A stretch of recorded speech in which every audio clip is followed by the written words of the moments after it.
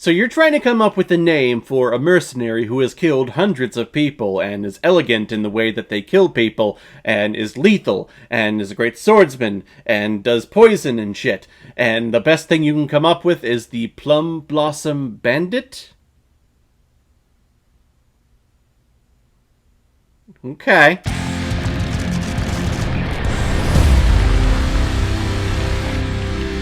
The Sentimental Swordsman, released in 1997 and is directed by Chor Yuen, who is also behind such films like The Killer, Cold Blade, The House of 72 Tenants, Heaven's Sword and Dagger Saber, and Legend of the Bat. And this film is starring Tai Lung, Derek Yi, Qing Li, Yu Hua, Fan Mei-sheng, and Ku Feng. Was that the worst pronunciations of all those names you ever heard? I'm pretty sure it was, so yeah, let's just move on. But the reason why we're talking about the Sentimental Swordsman today is because it was a PayPal recommendation and donation from one of my subscribers and contributors on this channel, Zachariah Kennison. Thank you very much for the recommendation. This was a part of your big bundle that you sent my way of all of these swashbuckling and classic sword-on-sword action type films, and I'll be honest, I've never heard of this film. Of course, it's a foreign film, so I'm new to the world of foreign cinema, but that's why this movie channel exists, is for me to broaden my horizons and travel overseas to different countries and see what films they got going on.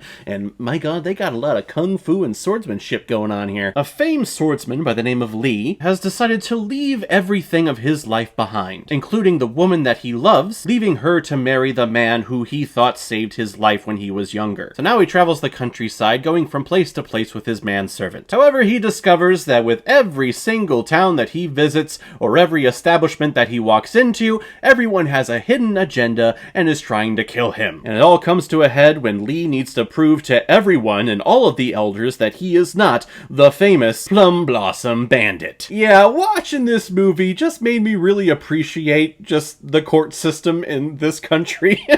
Which I've never said out loud before, but gosh, looking at the judicial system of what was happening here with all of these legendary kung fu masters and swordsmen, I mean, it was all just, hey, I believe you did this. Shung, shung, shung. And it's like, oh, you're not going to listen to my retort or my side of the argument? No! Shung, shung, shung. And then even when Lee gets a couple of words in, he's like, it wasn't me. Everyone else is like, I don't believe you. Achung, achung, achung. Now, I like the chakun, chakun, chakuns. I don't know where that sound came from, but apparently it just made its way onto this review. I'm gonna go with it. I like all the chung chung chunging because I'm a big swords fight fan, and there's tons of them in this movie, and they're all very entertaining. You got a lot of the wire fu going on where these two swordsmen are clearly jumping off of a trampoline and doing flips in the air and then flying up into the air, you know, just because reasons. A lot of quick cuts between the swordsmen, and if they're throwing knives at something, a lot of quick cuts to, oh, hey, see, I caught it. Or, oh,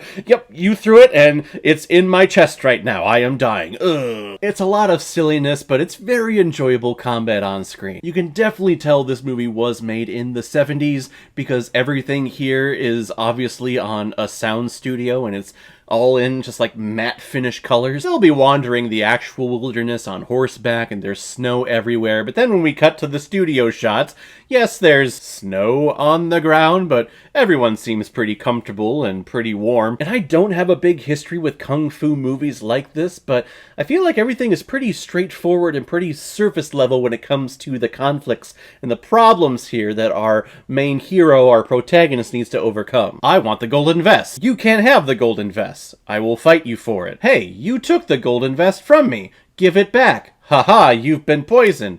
Wait, why? Stop! Old man, you're a doctor. Help me get unpoisoned so I can go get my vest. He was cured of the poison. That must mean he's the bandit. Let's go get him. I'm exaggerating, of course, but when you look at the base of this movie, it's pretty surface level with all of the obstacles that Lee has to overcome. And even when it comes to the resolution, too, when we have our final battle and the end results of that happen, the movie just suddenly ends because there is no more need of fighting.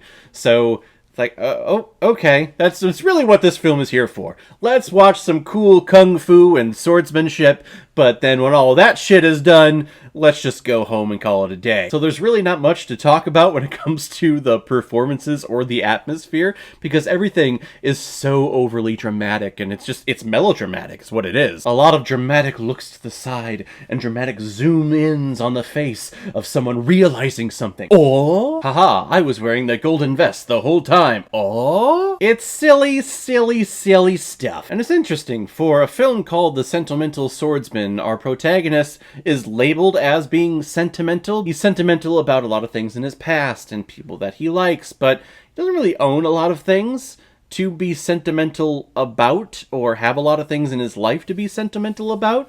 So it's interesting how they're like, oh, you're so sentimental, yet he really doesn't have anything to be sentimental about. God, this movie is just strange. I am glad I watched it, because this genre is an important genre when it comes to the history of film, especially when we get overseas to Asia and China and places like that. But for me, it was kind of falling flat all throughout the film. Yes, I like the stunt choreography and I like the fight choreography, but when we get to these characters and the situation that they're in, and oh, I need to prove my innocence even though you're probably not going to listen to me anyway, and I need to prove my innocence by traveling overland to get to this one temple, and everyone's gonna die along the way. I laugh out loud a lot in this movie. I think it's fine for what it is, being this kung fu film, but it's not a film I'm gonna be rushing back to watch anytime soon. I'm gonna give The Sentimental Swordsman 3 out of 5 Blu-rays. Not exactly what I had in mind, but not bad. Alright everyone, now comes my favorite part of my videos, where I pick which movie I'm going to be watching next. The next one is a PayPal recommendation from one of my biggest contributors on this channel, Autumn Blood. It's been a couple of weeks since I've gotten to a recommendation of yours, just because I've gotten other recommendations from people, and then I took breaks to watch some Harry Potter and stuff like that. So we're getting back to your recommendations, and here's one that you recommended called The Hunt, which I believe was a film that was like banned for a while just due to its violence, and it was during the whole craze of shootings and school shootings and street violence that was happening in this country. It was like 2019 or 2020.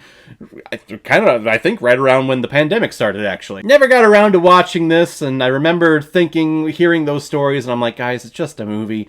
It's not real life at all. Why is everyone making such a big deal about it? But we'll check it out next time. So guys, if you've seen The Sentimental Swordsman, what did you think about it? Or if you've never seen it before and you stumbled across it because of this video, then comment below, let me know what you thought about it. And as always, if you like what you see here, if you like my take on movies, then hit the subscribe button and make sure you hit that bell. See you all the next time I release my next movie review. So guys, I will see you next time with my review of The Hunt. So in the meantime, be well, be good to each other, and go watch a movie. Take care, guys.